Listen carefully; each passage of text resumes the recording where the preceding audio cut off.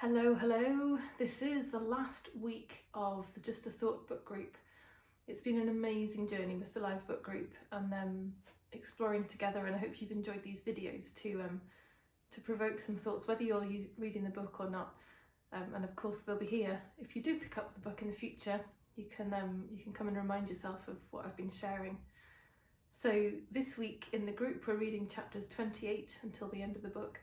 And we were actually saying in the group on Thursday night this week how there's still so much in these end chapters. Like so this week it was the previous four, and everyone's like getting so much from it. And I found the same with this end section. It's like you'd think things would be wrapping up and summarising, and no, there's still gold throughout these last chapters. So today I'm speaking to a piece Amy's writing about in chapter 30. Chapter 30's title in itself is brilliant, I love it, which is that there is nothing in your future. And so I'm going to be talking about that, related to this first quote, where Amy says, "In the name of certainty, our mind creates assumptions and expectations about the future. It tells us how life goes for people like me. It paints pictures of what life will look like someday, and we live in the narrow range of those stories, whether we realise it or not. To see if your mind is doing this, ask yourself, what's likely in my future? I bet your mind has an answer for you.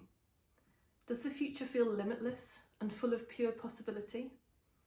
If not, your mind is projecting a limited idea of you in some other space and time, passing it off as what's likely to happen for someone like me." So she's talking about how the mind can only work on its existing data. It can only work on what's already been programmed in.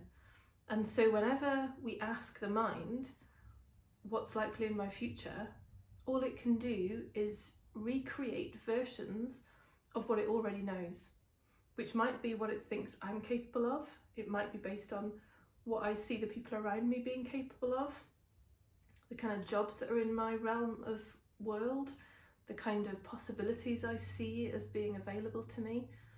All these limits, all these ideas, like boundaries around it. There's quite a limited repertoire of possibilities for me. And of course in reality that's not true. In reality, real reality of infinite potential, anything is possible.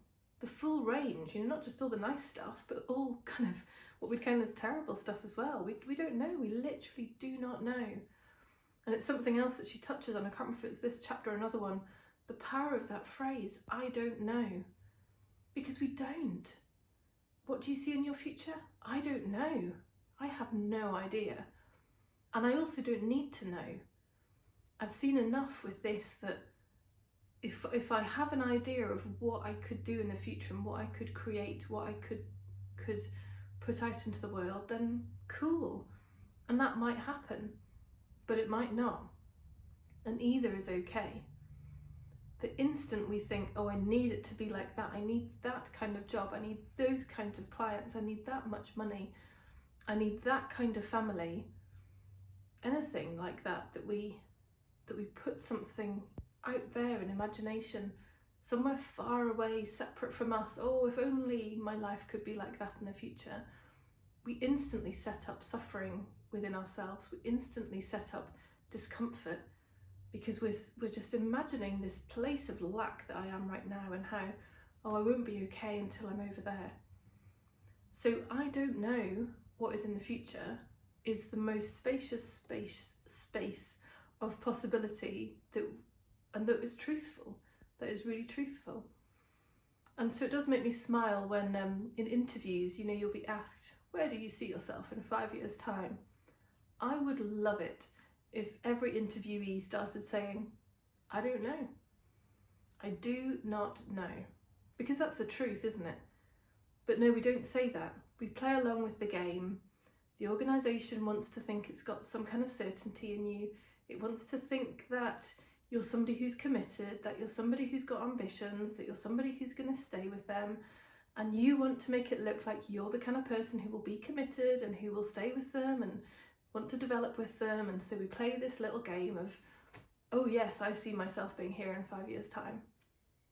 Of course you have no idea. Of course, deep down, all of us know. Nobody has any idea. And actually, when we look at that honestly and see that that's actually how it is, oh, we do so much better, because we're no longer trying to make up stories in the system and pretend like we know what the future's going to be. So I'm just going to close with this this little section at the very end of this chapter, where Amy says, this is to me exactly what's available when we recognise we are always living in the land of I don't know. We get to discover what wants to happen, not what our mind tells us should happen, what wants to happen through us. The future is utterly and completely empty. So have a little ponder of that for yourself, see what comes up for you, listen for what makes sense to you, listen for that resonance that says, yeah, there's a point here, there's something truthful in that. And also notice if there are resistances to it. Notice if this sounds like it's irresponsible, or like you would do nothing if you didn't imagine an amazing future to work towards, or anything else that the mind might come up with to say that this is a ridiculous place to come from. I'd love to hear what you think.